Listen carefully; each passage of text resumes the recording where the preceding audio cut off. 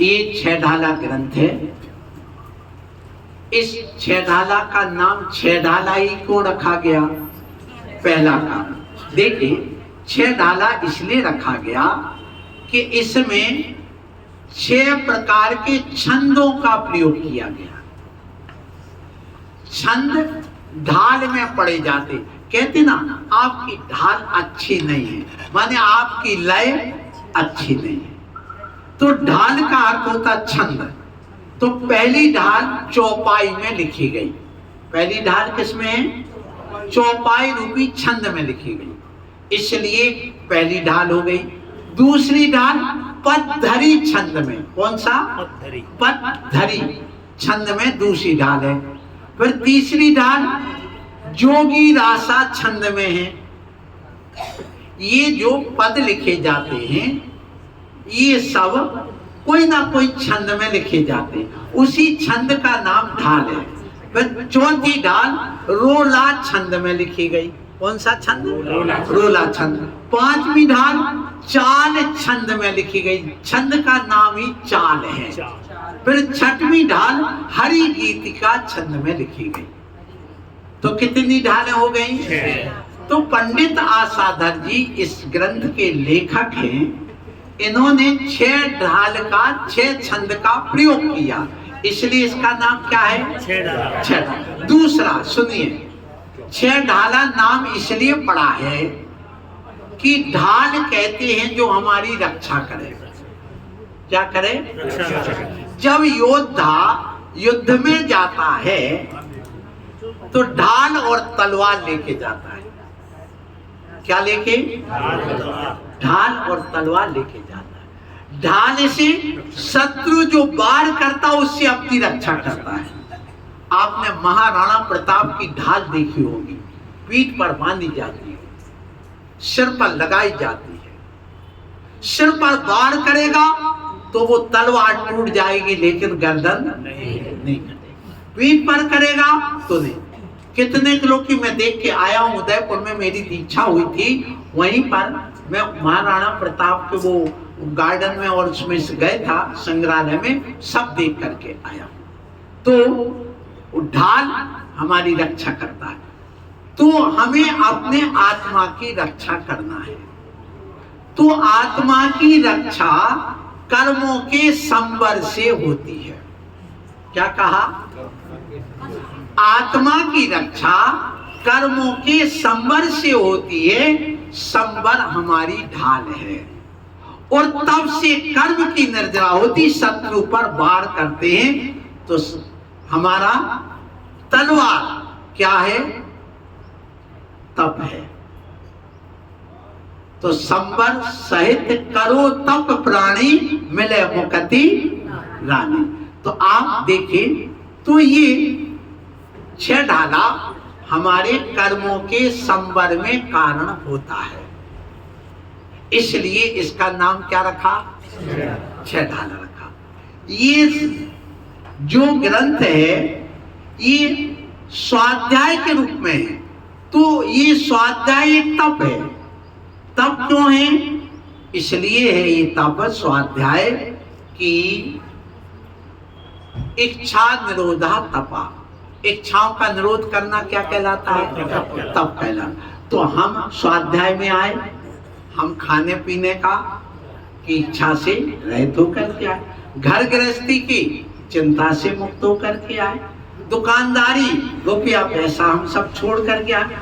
हमने जब इच्छाओं को जीता तब हम यहाँ आके बैठे। और सुनिए, इच्छाओं का निरोध करके जब हम ज्ञान में लीन होते हैं, और ज्ञान आत्मा का स्वभाव है, ज्ञान आत्मा का स्वभाव। तो स्वाध्याय में हम ज्ञान की बात कर रहे हैं। ज्ञान की बात करने का अर्थ हम अपने स्वभाव की बात कर रहे हैं। तो यहां आत्मा की बात तो चल रही है, स्वभाव की बात ही तो चल रही है, और स्वभाव में लीन होना उत्तम तप है। तो इसलिए आपका क्या चल रहा है? यहाँ स्वाध्याय चल रहा है, ये तप है। अब देखिए, अब सामान्य परिचय अपन 6 ढाला का और ले लें। देखिए पहली ढाल, कौन सी ढाल? पहली ढाल में चतुर्गति के दुखों का वर्णन है। किसका? चतुर्गति के दुख का वर्णन किसमें है? पहली ढाल। अब प्रश्न आता है, गति कितनी है? चार। अनादिकालीन गति कौन सी है? त्रियंच गति। कौन सी? क्योंकि निबोध एक इंद्रिय जीव है और एक इंद्रिय जीव त्रियंच गति में आता है, इसलिए जीव की अनादिकालीन गति कौन सी है? त्रियंच गति। वही से जीव का उत्थान हुआ। एक डार्विन का सिद्धांत सुना होगा आपने। किसका? डार्विन एक वैज्ञानिक हुआ है। उसने सिद्धांत बनाया कि मानव कैसे बना। तो उसने कहा इस पृथ्वी पर कुछ नहीं था, यहाँ पर इस पृथ्वी पर पहले वातावरण बना। वातावरण बना जीवों की उत्पत्ति का।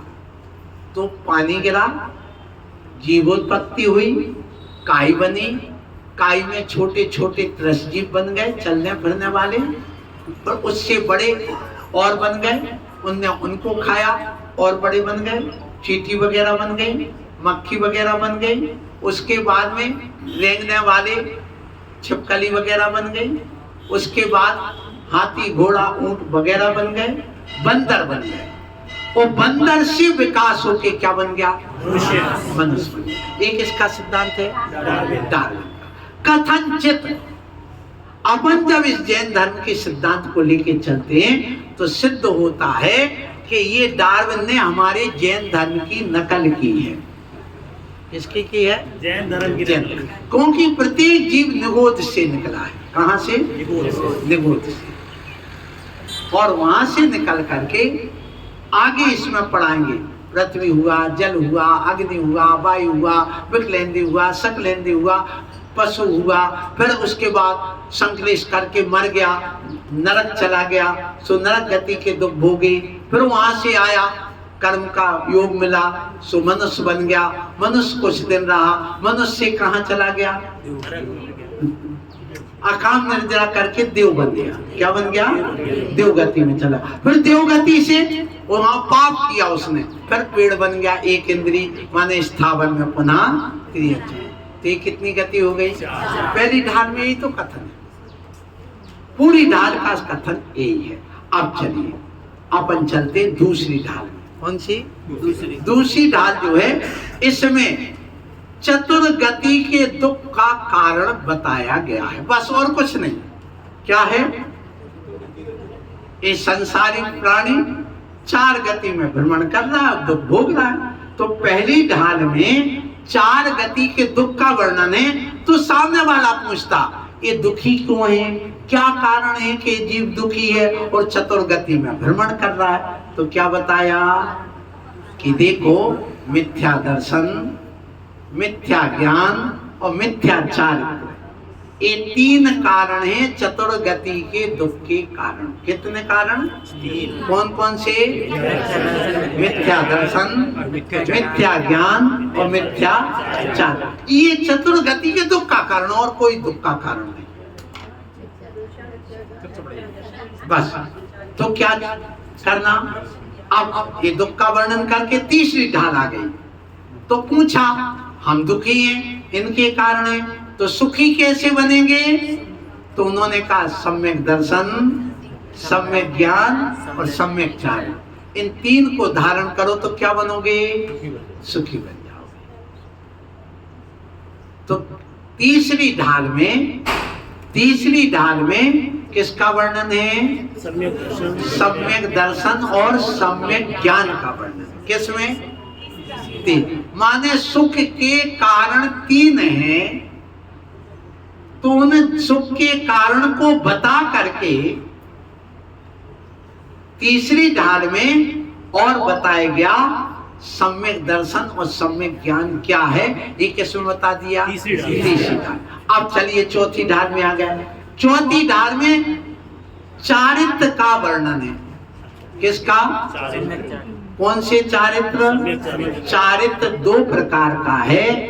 एक देश चारित्र और एक सकल चारित्र। तो चौथी ढाल में श्रावक के आचरण का, श्रावक के चारित्र का वर्णन किसमें है? चौथी ढाल में। लिख लो, चौथी ढाल में किसका वर्णन है? बोलो। श्रावक के व्रतों का, श्रावक के देश चारित्र का वर्णन किसमें है? चौथी ढाल। अब आइए पांचवी ढाल।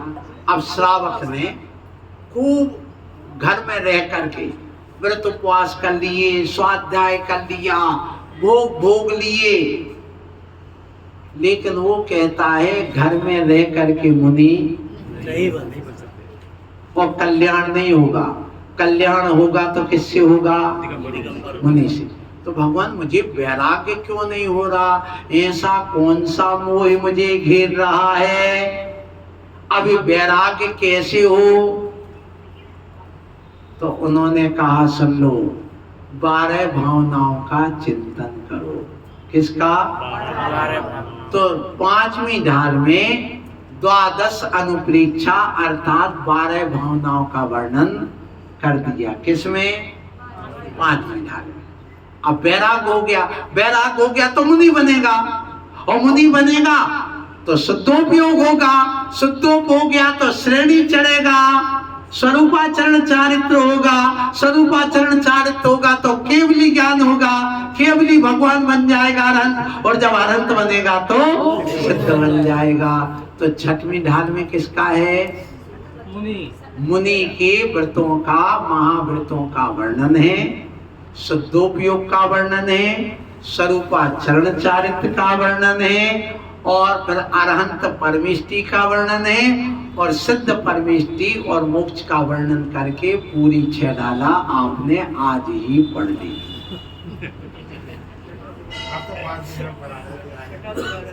हो गया वर्णन पूरा भैया।